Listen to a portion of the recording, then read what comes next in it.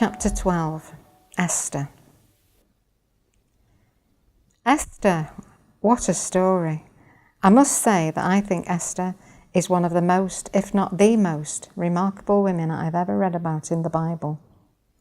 Esther had been raised by Mordecai, her cousin, because she was orphaned when a child. She and her cousin had been captured along with others who were living in Judah and carried away to Babylon. She was a nobody, a foreigner, living in a land where she didn't belong. And for fear of her true identity being discovered when she and many other beautiful virgins were summoned to the palace, Mordecai felt it wise to change her name from Hadassah, which was her Jewish name, to Esther, which was a Babylonian name, and charged her not to let anyone know who she was a Jew, as the Jews were despised, enslaved people. It must have been terrifying for Esther to be taken from her cousin, as she was potentially walking into a hornet's nest with no other Jews around to advise and encourage her. This is what it says in Esther chapter 2, from verse 8. So it came to pass, when the king's commandment and his decree was heard, and when many maidens were gathered together unto Shushan the palace, to the custody of Hegai, that Esther was brought also unto the king's house, to the custody of Hegai, keeper of the women. And the maiden pleased him, and she obtained kindness of him. And he speedily gave her things for purification, with such things as belonged to her, and 7 maidens, which were suitable to be given her out of the king's house. And he preferred her and her maids unto the best place of the house of the women. Esther had not shown her people nor her kindred, for Mordecai had charged her that she should not show it. And Mordecai walked every day before the court of the women's house to know how Esther did and what should become of her.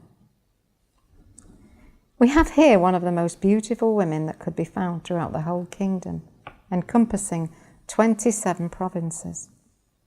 Many women had been brought to the palace to be prepared for and then presented to the king. They were all dealt with in the same manner, with no expense spared, and each one of these beauties received treatment fit for a queen, as that was exactly what each one could potentially end up becoming.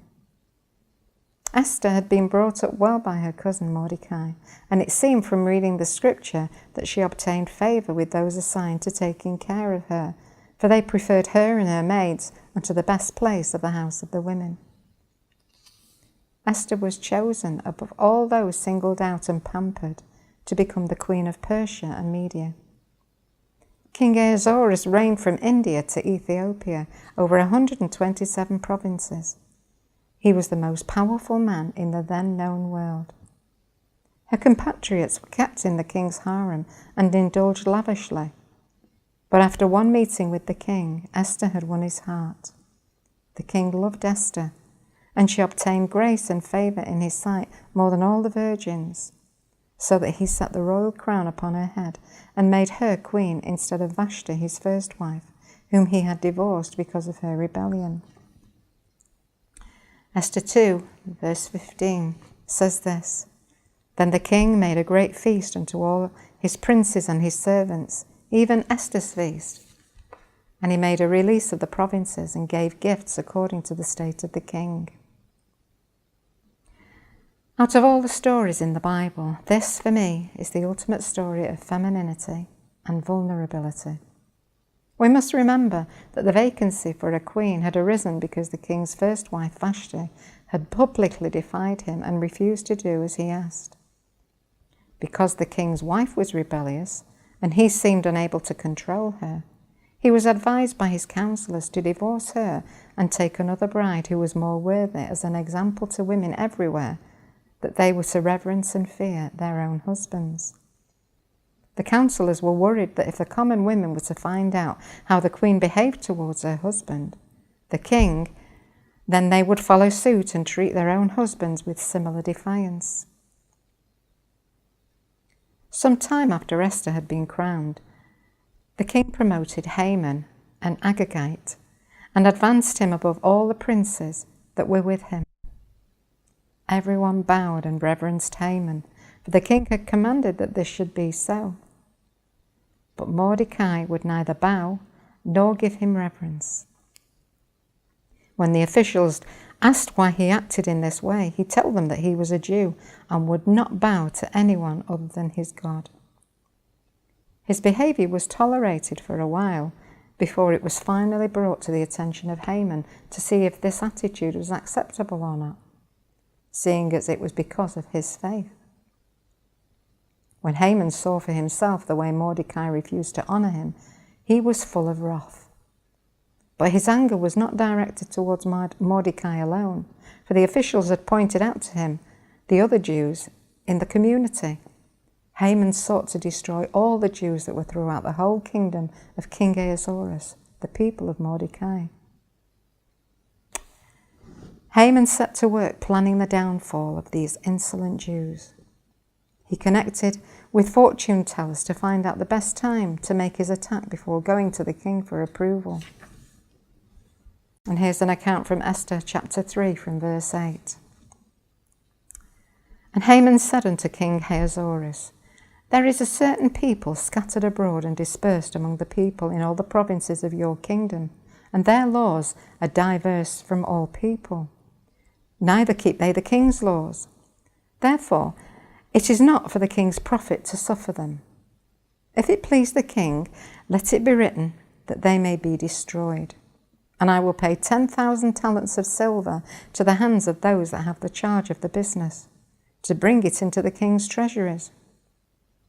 And the king took his ring from his hand and gave it unto Haman, the son of Hammedatha, the Agagite, the Jews' enemy.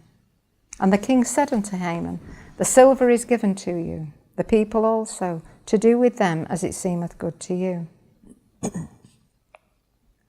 Then were the king's scribes called on the 13th day of the first month, and there was written according to all that Haman had commanded unto the king's lieutenants, and to the governors that were over every province, and to the rulers of every people of every province according to the writing thereof, and to every people after their language. In the name of King Ahasuerus was it written, and sealed with the king's ring.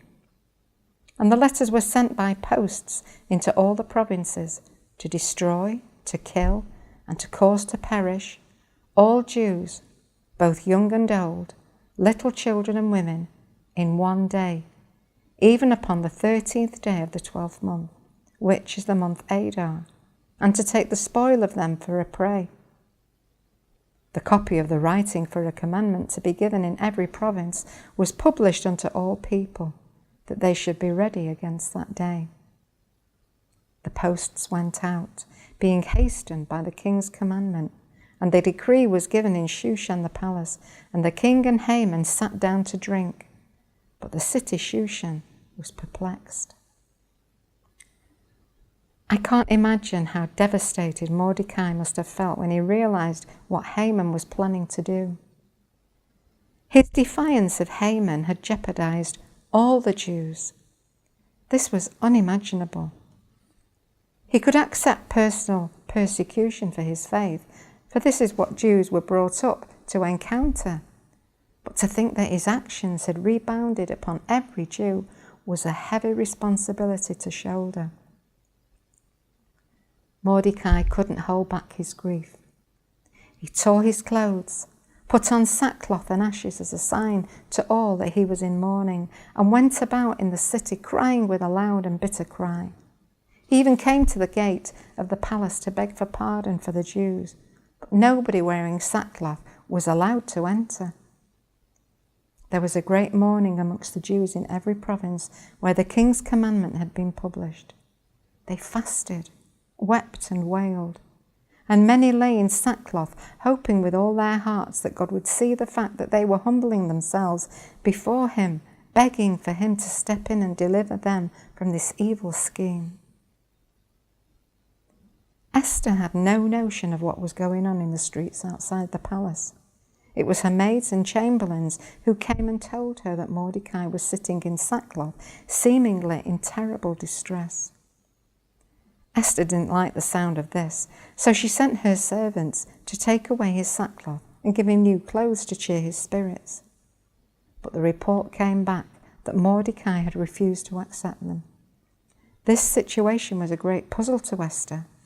So she sent her maids and chamberlains to inquire from Mordecai what was troubling him. Mordecai was convinced that God had allowed Esther to be in her elevated position just so that she could intercede for the Jews, her people, when they were threatened with annihilation. God had already foreseen that this situation would arise. This was Esther's payback time. Mordecai had cared for her when tragedy had taken her parents. Now it was her turn to take responsibility for her people when there was nobody else who could help. Unfortunately, there was a terrible problem. Apparently, the king had made a law stating that whoever, man or woman, should come to him into the inner court, whom he had not called for, was to be put to death, except such to whom he should hold out the golden scepter, that he may live. And Esther had not been called to come in unto the king for 30 days. Mordecai could not sympathize with her situation. There was too much at stake. He emphasized that if she wasn't prepared to speak up for her people, then God would raise up a deliverer from somewhere else. And who knew how long it would be before that happened, for God had sent many deliverers in the past. But he made sure she knew that her and her father's house would be destroyed. But then he sowed a seed of faith in her heart as to why she was really in the palace. And who knows whether you have come to the palace for such a time as this. Esther certainly didn't waste any time and knew instinctively what to do. She told him to gather all the Jews present in Shushan to fast for her for 3 days and 3 nights, and she and her maids would do the same. Then she would go in to the king uncalled for, and if she perished, well, she perished. Up to this point, I can quite understand what she was doing. She was completely out of her depth with the situation and needed immediate help from God, for time was short, and the only desperate solution for getting God's attention was to get everyone to humble themselves and to do a drastic fast for her. This would not have been an easy thing for her in particular to do, as her true identity as a Jew had not been revealed. She was the queen. Every eye would have been on her, and her every movement would have been monitored. On the 3rd day of her fast, while still fasting, she mustered up all her courage to face her fate. She put on her royal apparel and stood in the inner court of the king's house. And it was so that when the king saw Esther, the queen, standing in the court, that she immediately obtained favor in his sight. And the king held out to Esther the golden scepter that was in his hand. So she drew near and touched the top of it. Then the king made an amazing statement. "What do you want, Esther? What is your request? It will be given you to the half of the kingdom." I think this statement is absolutely incredible. All she did was stand there. He took one look at her and was prepared to give her half his kingdom. This is an amazing effect to have on anybody. But then she'd put plenty of effort in before approaching him. She'd taken time to prepare herself. Her makeup was perfect. Her hair was just right. Her clothes impeccable. Her entire demeanor was graceful. She must have looked beautiful, gorgeous, stunning. She made the very most of her assets: beauty, figure, femininity, humility, vulnerability. Yes, she had many God-given assets at her disposal. The king had been surrounded by court politicians for days on end, and she had just made a wonderful entrance, totally captivating him by her very appearance. He would have done whatever she wanted. She could have twisted him around her little finger. But she didn't ask. Instead, she invited her husband and Haman, the very man who was persecuting the Jews, to a feast that she would prepare for them. Esther wanted to wine and dine him. Now, this is something every woman should take note of. Esther used all her feminine wiles and charms to lure and entice her husband. She was an extremely powerful woman who was bestowed with everything the king wanted, and even in her innocence, she knew just how to use it. Although she was the queen, she didn't make use of her status or authority by aggressively barging into the king's court, demanding an audience with him as her wifely and queenly right. There were no reprimands that he hadn't spent any time or had any communication with her for the past 30 days. No, she came with reverence and fear, knowing that if she messed this up by approaching in the wrong manner, she could blow the whole thing and the entire Jewish population would be terminated. This was too important an issue and must be handled wisely and delicately. The Bible records that Sarah called her husband Abraham Lord. A foolish woman will goad the sleeping lion until he attacks, but a wise woman walks very softly. On the night of the banquet, she had prepared for the king and Haman. Instead of making her request known, she invited them, yet again, to another banquet for the following evening. The mystery of these meetings must have been intoxicating for the king. She had been a perfect hostess, and he had enjoyed being in her company. He hadn't only feasted on the lavish food, he'd also feasted his eyes on her loveliness. He wanted her so badly and wanted the opportunity to express the love and admiration he had for her by his indulgence in her. Esther was not playing cat and mouse with him. She was, in actual fact, waiting all the time for God to give her guidance. Like the woman God chose to bear his son Mary, she was able to hide things in her heart and see how God would work everything out. What a tremendous quality. When she did feel that God had given her permission to speak to her husband, she made her request with tears and supplications. Falling at his feet, she pleaded for him to be her knight in shining armour, to save her and her people from the wicked dragon which was about to pounce and completely destroy them. He was her saviour, and she was begging him. What man could resist this demonstration of complete vulnerability? The king was, in actual fact, at her mercy. You know the rest of the story. The tables were turned completely, and the Jews still celebrate the Feast of Purim to this day as a memorial of this unprecedented turn of events in their history. But this extremely powerful woman did not use weapons or force. There were no outbursts of rage or anger, no threats. No, she used what God had given her: softness, meekness, vulnerability, wisdom from God. And because of this, all the Jews were saved.